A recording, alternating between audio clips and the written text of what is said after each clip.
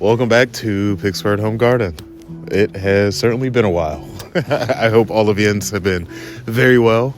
I have been taking care of myself and some things at the house. I am feeling real good. But before we start catching up with each other, I'm going to go ahead and get into the garden. Let's get straight to it, man. I am excited to be in the garden. As you can see, beautiful Pittsburgh, Pennsylvania is a winter wonderland right now. It wasn't like this on Christmas, but I will take it here at the top of January. And as you can guess, for the garden, the snow isn't the best thing, but there are a lot of things us cold weather gardeners can do in the wintertime when there's snow on the ground, to prepare our garden for the upcoming season. I'm so happy to be back. So if you live up north, you are dealing with very similar conditions than what I am. And if you don't live anywhere near snow, you're probably asking yourself, what the hell can you do in snow? And I'm gonna let you know, not much. You can actually sow, things like onions and lettuce in direct snow, but it just takes a very long time, for those seeds to even germinate. So what I opted to do is buy myself a little mini hoop house and really prepare this bed so it can go back to its final glory.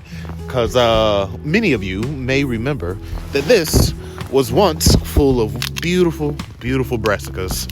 And now, all I got are cold stumps. And actually, this bed suffered a great bit of insect pressure over the last bit of the season. So first thing you want to do is go ahead and clear the top of the soil. And I'm going to go ahead and amend some perlite in here, because with the extra amount of snow, as soon as it melts, it turns into water, and a lot of your beds can become bogged down, especially if you plan on covering them, because there won't be evaporation. I'm basically blocking all the wind. I'll be blocking all the elements. So anything trapped inside of the bed will essentially be in the bed. So as you can see, I got some root vegetables that are sticking out of the ground. They're so big, and they're probably just fine out here, because right now the snow is essentially acting like nature's refrigerator. Since the top's died off, I'm gonna go ahead and take a look at that. Oh my goodness. Is that not some of the biggest beet root you have ever seen in your life? That thing's gonna make a beautiful stew. I actually plan on using some of these beets to color my hot sauce that I'll be making soon. Let's see what else. I got another one in here. Not as big, but how cool is this? Pulling out vegetables in the snow. There's something very tranquil about the snow, especially the garden in snowfall. It's just like very reflective. It makes me, yearn for the spring, but also appreciate the quiet calm of the winter. Okay, I'm going to go ahead and start really working the soil of the bed. Up here in the cold weather states, our soil, gets a great amount of moisture from the snow, but with that, it also compacts itself. That's why at the very top of spring, all of our soil seems very hard and very dense until you loosen it up. So I'm going to go ahead and clear this snow. I'm going to get my fork. I'm going to loosen up the soil. And then I'm going to add a good amount of perlite in here just for added drainage. One bed down, and now to move on to the big bed that actually didn't produce anything big at all. It seems like the animals got to the bed before any of my little baby sprouts could really get up. It also happened during the time where I was out in Vegas. I was just gone away from the house. So now that I really reflect and think on it, this idea that I had going on here was never going to work. The gates, the wiring, I thought it was a good idea at the time, of course. And in theory, it may have been good, but it was never going to work out. But now that I have the hoop house, I think this bed is actually a perfect candidate for, growing tons of vegetables, because it is the big bed and it has so much space. So I'm going to go ahead and do the same thing that I did to the other bed, to this one. Go ahead and amend the soil, loosen that baby up, and then I will pull out a kit that I think will work very well. So I just checked the weather, and it looks like we're about to get a nice little snowstorm, and I can't continue to have my $5,000 camera out here in the snow. So looks like we'll be picking up this program tomorrow. I'll see you then. And we're back after a pretty decent snowstorm last night. It was actually very sexy to wake up to, just snow fluttering outside my window. But I knew I had another day in the garden. It is a very brisk 22 degrees here in Pittsburgh, Pennsylvania. And as you can see, we may have accumulated quite a bit. I left these babies outside because, of course, it's just nature's refrigerator right now. I actually have an aunt who will leave groceries outside in the winter on her big ass patio just because, why not?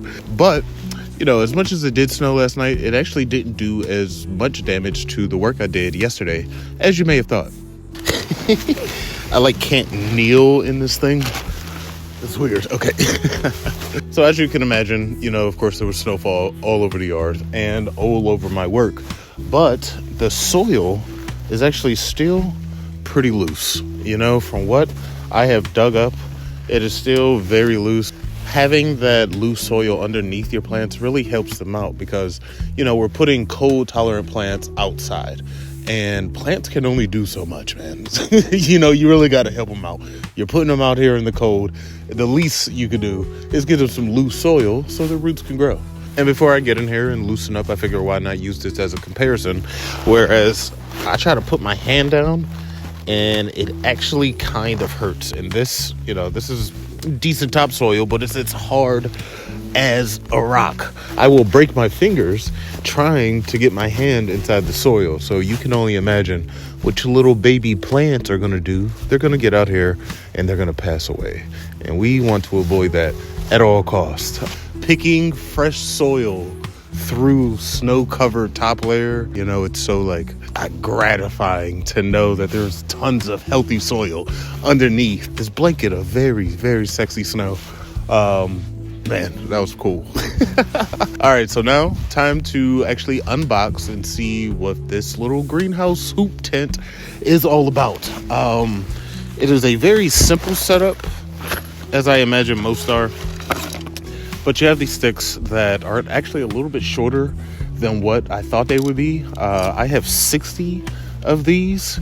And, of course, the structure needs to be long enough to, of course, cover the bed.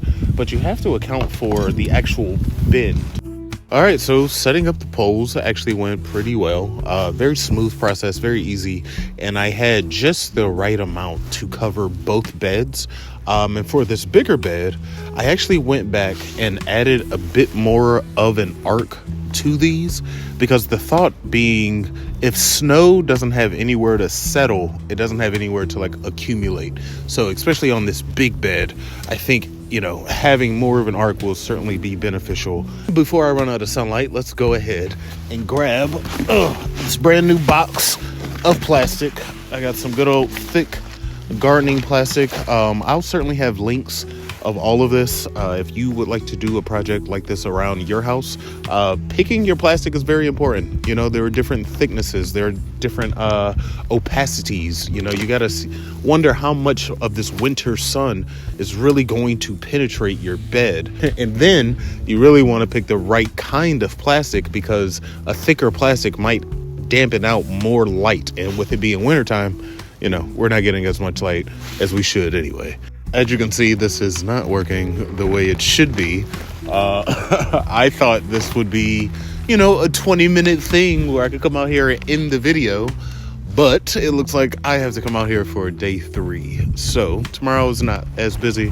So I'll see you tomorrow, bright and early. And we're going to figure this thing out.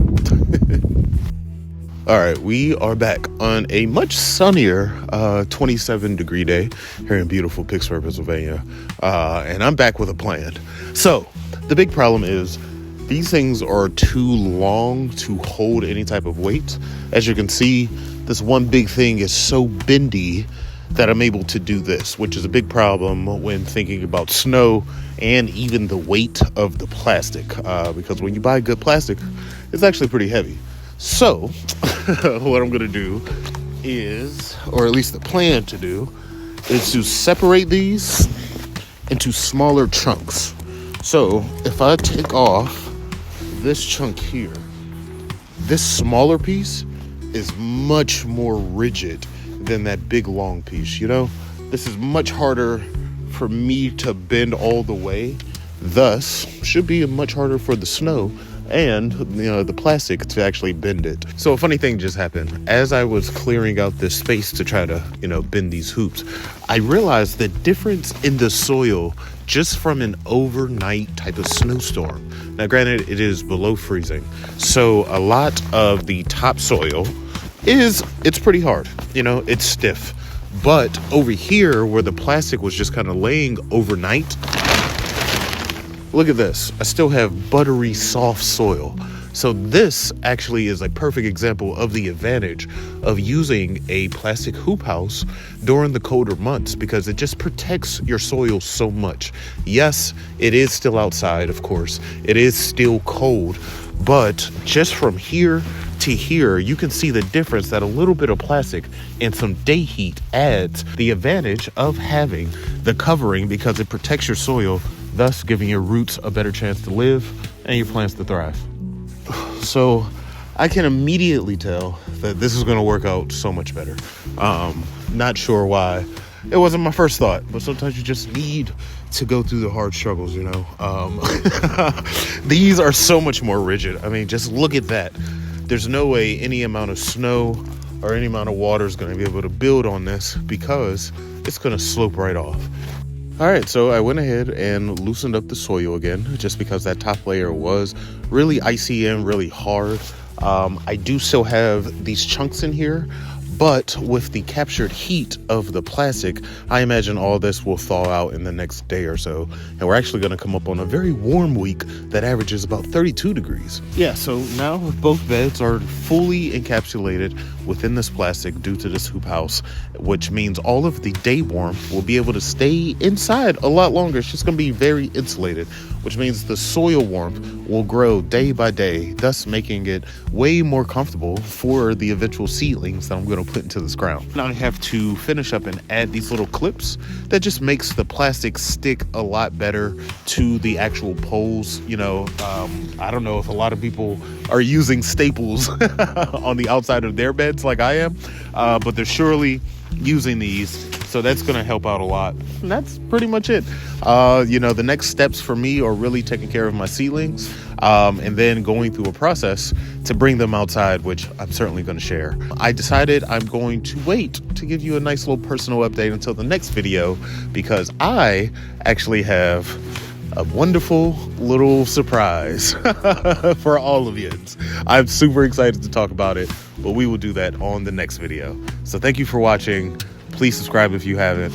And until next time, I'll be here gardening. Happy New Year!